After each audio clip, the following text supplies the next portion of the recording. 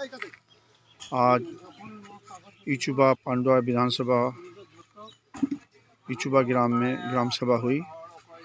ग्राम सभा में उपस्थित जितने लोग हैं सबको जोहर, सबको सलाम। मैं निज़ामुद्दीन अंसारी, मैं भी ग्राम सभा में था। सबको लेकर आज ग्राम सभा हुआ। यहाँ जितने वीडियो में उपस्थित हैं सभी ग्राम सभा के सदस्यगण और जिला के चेयरमैन और राज्यों के चेयरमैन सुजीत बाबू हैं।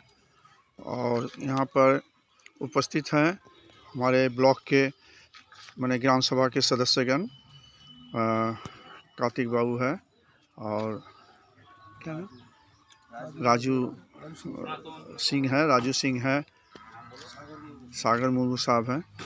आज बहुत खुश हैं कि आप नागू अच्छा वो तो अपने आप बोल ही दिए वीडियो में। ठीक है, यहाँ पर जितने उपस्थित हैं सबको धन्यवाद दिया जा रहा है। धन्यवाद इसलिए कि अपने ग्राम को बचाना है और संविधान को लेकर चलना है और आने वाले भविष्य बच्चों का खुश रहे, अच्छा रहे। जो संविधान की लड़ाई से हम आगे बढ़ेंगे और ग्राम सभा को माननीय माझी को बहुत बड़ा पावर मिलेगा।